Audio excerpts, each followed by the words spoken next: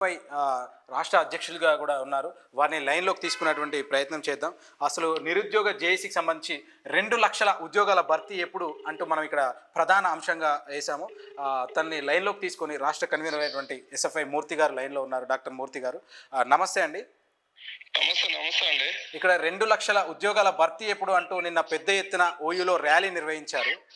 అసలు దేని గురించి ఇప్పుడు ప్రభుత్వం ఇస్తున్నటువంటి హామీ, ఎన్నికల హామీ కావచ్చు, లేదంటే ప్రజెంట్ ఏస్తున్నటువంటి ఉద్యోగాలకు సంబంధించి 7,000 ఉద్యోగాలు ఇస్తే లేదు 20,000 కావాలి అని అంటున్నారు. అసలు మన డిమాండ్ ఏంటి?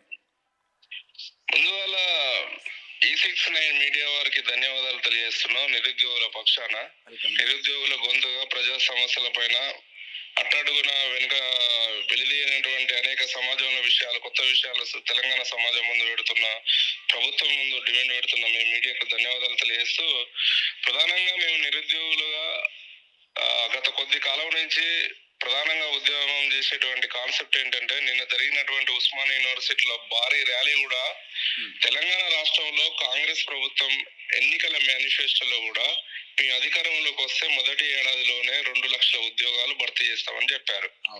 వాళ్ళు వచ్చి 2.5 సంవత్సరాలు దాటిపోయింది. ఇప్పటికి కూడా వాళ్ళు ఇచ్చినటువంటి ఉద్యోగాలు కేవలం 20,000 ఉద్యోగాల లోపు మాత్రమే ఉన్నాయి. 16,000 ఉద్యోగాలు పరిమితంగా ఉన్నాయి. అయితే వాళ్ళు మాత్రం 70,000 పైన ఉద్యోగాలు ఇచ్చామని చెప్తున్నారు. కానీ అవన్నీ అబద్ధం. టిఆర్ఎస్ ప్రభుత్వం గతంలో ఉన్నటువంటి బిఆర్ఎస్ ప్రభుత్వం ఇచ్చినటువంటి నోటిఫికేషన్లకు ఈ ప్రభుత్వం నియామకాలు చేపట్టింది. ఆ నోటిఫికేషన్ల ఎగ్జామ్లు కూడా బిఆర్ఎస్ ప్రభుత్వం పూర్తి చేసింది. కేవలం రిజల్ట్ ఇచ్చి నియామక పత్రాలు ఇచ్చి ఫోటో తీసుకున్నారు తప్ప కొత్తగా వీళ్ళు కల్పించింది ఏం లేదు. కొత్తగా ఇచ్చింది ఒక 15,000-16,000 ఉద్యోగాలు మాత్రమే.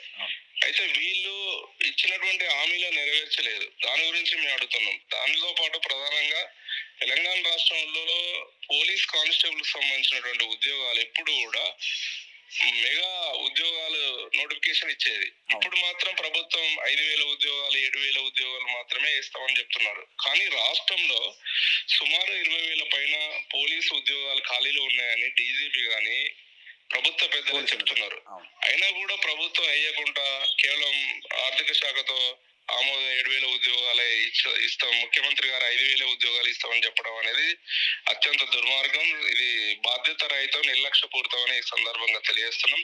మొత్తం ఖాళీలు ఎన్ని ఉన్నాయో ఆ ఖాళీలకు అన్నింటికి ప్రభుత్వ ఉద్యోగాలకు నోటిఫికేషన్ విడుదల చేయాల్సినటువంటి అవసరం ఉంది. దాంతో పాటు ప్రధానంగా రాహుల్ గాంధీ గారు, వీళ్ళ జాతీయ నేత రాహుల్ గాంధీ గారే అశోక్ నగర్ లో నిరుద్యోగులతో మాట్లాడి, టిఆర్ఎస్ ప్రభుత్వంలో మీరు ఆత్మహత్యలు చేసుకున్నారు, పస్తులు ఉన్నారు, రకరకాల ఇబ్బందులు పడ్డారు, మన ప్రభుత్వం వస్తే మీ బతుకులు మారుతాయని ఆ రోజు భరోసా ఇచ్చారు. కానీ ఇప్పుడు కాంగ్రెస్ ప్రభుత్వం వచ్చిన తర్వాత కూడా చిక్కడపల్లిలో కానీ, దిల్షుక్ నగర్లో వర్షం పడిన తర్వాత వేల మంది నిరుద్యోగులు రోడ్ల మీదకి వచ్చినా కానీ ఇప్పుడు కాంగ్రెస్ ప్రభుత్వం వచ్చిన తర్వాత ఆ ధర్నాలు కూడా మళ్ళీ జరిగాయి. ఎగ్జాక్ట్లీ, అవును. కాంగ్రెస్ వచ్చిన తర్వాత ఇంకా విపరీతంగా ధర్నాలు జరుగుతున్నటువంటి సందర్భం ఉంది. ఎందుకంటే వీళ్ళు హామీ ఇచ్చినటువంటి హామీలు నెరవేర్చట్లేదు. రెండు, విద్యార్థులు మా నిరుద్యోగుల ఉద్యోగాలు ఇవ్వాలి, మా నిరుద్యోగ వృత్తి ఇవ్వాలి, మా నోటిఫికేషన్లు ఇవ్వంటే ఎక్కడ లేనటువంటి నిర్బంధాన్ని ప్రయోగిస్తున్నటువంటి సందర్భం తెలంగాణ రాష్ట్రంలో కనబడుతుంది. నిరుద్యోగులను అరెస్ట్ చేసి కేసుల్లో పెట్టి బనాయించి వేధిస్తున్నటువంటి సందర్భం ఉంది. అంటే నిరుద్యోగులు మీరు ఇచ్చినటువంటి హామీలని మేము అడిగితే మమ్మల్ని అరెస్ట్ చేయడం, కేసులు పెట్టడం, వేధించడం, తీవ్రమైనటువంటి నిర్బంధాన్ని ప్రయోగించడం మాత్రం అత్యంత దుర్మార్గం. తెలంగాణ సమాజం మాత్రం దీన్ని తీవ్రంగా అబ్జర్వేషన్ చేస్తుంది. భవిష్యత్తులో తగిన గుణపాఠం కూడా జరుగుతుంది. ఈరోజు మీరు ఇప్పుడు ఈ ప్రభుత్వం వచ్చిన తర్వాత కూడా గత ప్రభుత్వానికంటే భిన్నంగా ఈ ప్రభుత్వ వైఖరి నిరుద్యోగుల పట్ల ఏం లేదు. ఎందుకంటే ఈ ప్రభుత్వం వచ్చిన తర్వాత కూడా 20 మంది నిరుద్యోగులు ఆత్మహత్యలు చేసుకున్నటువంటి సందర్భం కనబడుతుంది. అంటే నిరుద్యోగులకు భరోసా లేదు.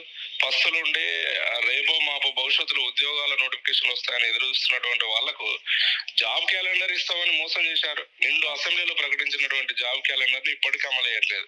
అంటే ప్రభుత్వం, అది కేసీఆర్ అయినా రేవంత్ రెడ్డి అయినా నిరుద్యోగులు గొంతు కోసే అడుగులు వేయాల్సినటువంటి అవసరం ఉంది. కానీ ప్రభుత్వం ఏ రకంగా ఆ స్థాయిలో ఆలోచించినటువంటి సందర్భం కనబడట్లేదు.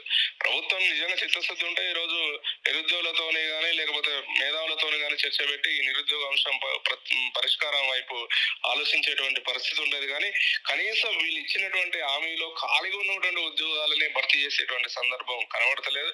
ఆనాడు ప్రతిపక్ష నాయకుడు ఉండి నిరుద్యోగుల పోరాటంలో పాల్గొన్నటువంటి రేవంత్ రెడ్డి గారు ఆనాడు మీరు 30 లక్షల మంది ఉన్నారు, మీ ఇంట్లో ఇద్దరిని కలిపి ఇంటికి ఓటేస్తే 90 లక్షలు అయితే 90 సీట్లతో మేము అధికారంలో వస్తే మీరే ప్రజలలోకి వెళ్ళండి, మన ఇందిరమ్మ రాజ్యం తీసుకురండి, ప్రజా ప్రభుత్వాన్ని ఏర్పాటు చేద్దాం, మీ నిరుద్యోగుల బతుకులు బాగుపడతాయని ఆనాడు ప్రతిపక్ష నాయకుడిగా చెప్పి ఈరోజు 2.5 సంవత్సరాలు అవుతుంది. కానీ నిరుద్యోగులకు ఇచ్చినటువంటి హామీలను దగా చేసేటువంటి విధంగా, మోసం చేసేటువంటి విధంగా ఉంది అనేది చాలా క్షుణ్ణంగా అర్థమవుతుంది. నిరుద్యోగులు చాలా ఆవేదనగా ఉన్నారు, ఆందోళనగా ఉన్నారు. కాబట్టి ఆ ఆందోళన, ఆవేదన తెలంగాణ అభివృద్ధికి చాలా తెలంగాణ అభివృద్ధికి ఆటంకం అవుతుంది. ఈరోజు విద్యా నిరుద్యోగం రెండు మెరుగుపడబోతే తెలంగాణ అభివృద్ధి అనేది మెరుగుపడదనేటువంటి విషయాన్ని రేవంత్ రెడ్డి గారు గ్రహించాలి. నిరుద్యోగులతో పెట్టుకుంటే ఖచ్చితంగానే ప్రభుత్వాన్ని బొందబెట్టేటువంటి రోజులు వస్తాయనేటువంటి విషయాన్ని కూడా ఈ సందర్భంగా మీ మీడియా ఛానల్ ద్వారా ప్రభుత్వాన్ని హెచ్చరిక జారీ చేస్తున్నాం. ఓకే అండి. 2 లక్షల ఉద్యోగాల భర్తీకి సంబంధించిన కానీ నిరుద్యోగులు ఎదుర్కొన్నటువంటి సమస్యల గురించి మనకి క్షుణ్ణంగా వివరంగా వివరించినటువంటి నిరుద్యోగ జేఏసీ రాష్ట్ర కన్వీనర్ అయినటువంటి డాక్టర్ ఆర్ఎల్ మూర్తి గారికి ప్రత్యేక ధన్యవాదాలు తెలియజేసుకుంటూ నమస్కారం.